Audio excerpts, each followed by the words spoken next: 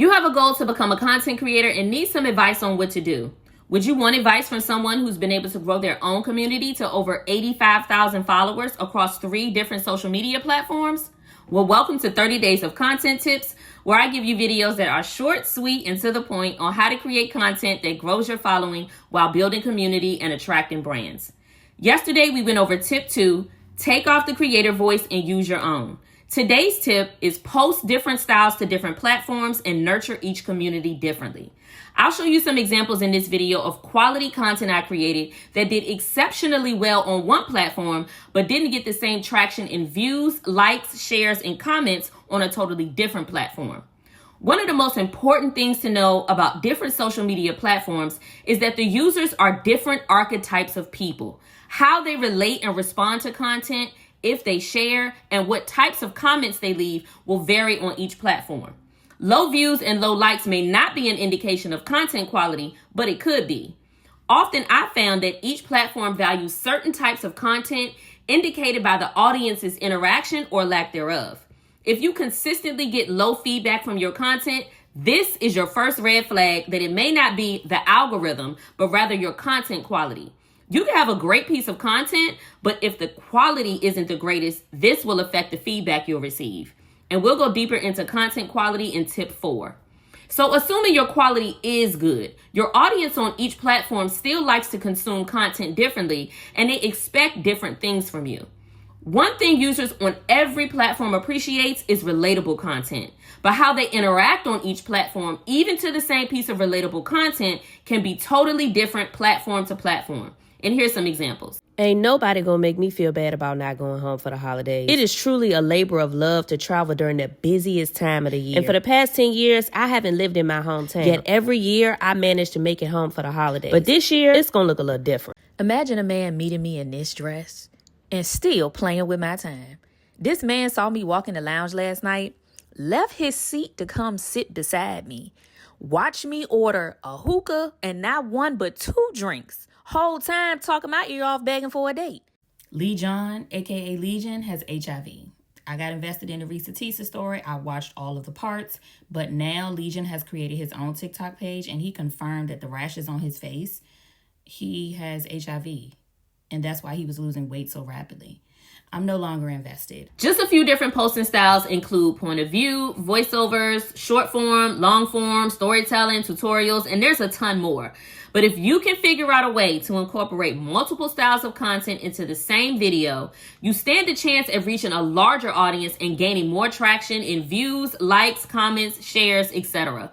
Like a storytelling video that has point of view clips included, or a point of view video that's also a tutorial with a trending sound and a voiceover. The marriage of multiple content styles in one video is a skill that can take time to develop as you grow as a creator.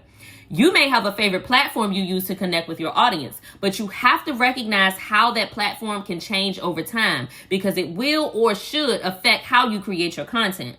Remember when Instagram was just a picture posting app? There were no videos, stories, no carousels, no reels, and the ability to go live was mind-bending to think it could be possible. If there's anyone still using Instagram and only posting single photos, they have missed out on a huge growth opportunity. And now that Instagram does have all the features I mentioned, utilizing all of them creates variety in your content and appeals to a larger audience, which of course helps grow your followers and build community.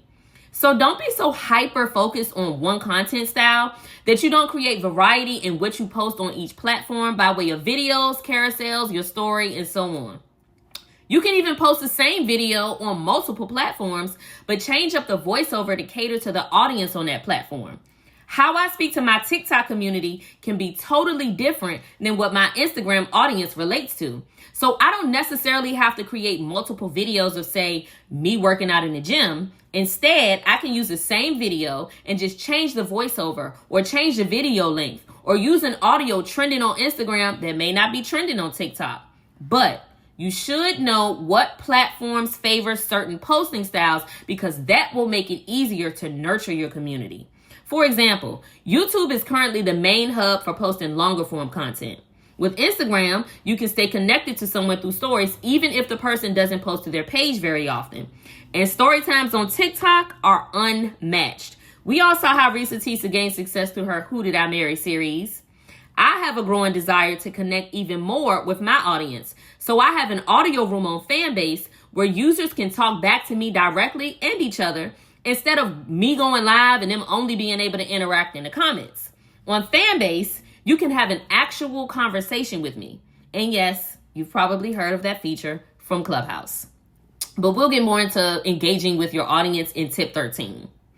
Knowing how to nurture your community will require you to consistently post so you can collect the data on what works and what is favored on each platform.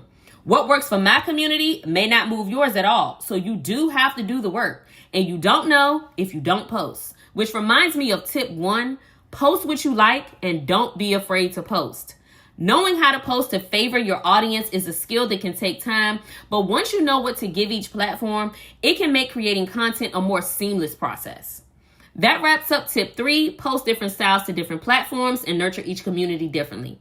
Don't forget to subscribe before you go so you're the first to know when step 4 drops tomorrow, which is all about content quality.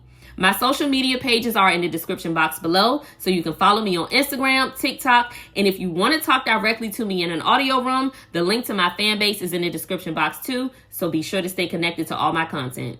See y'all tomorrow.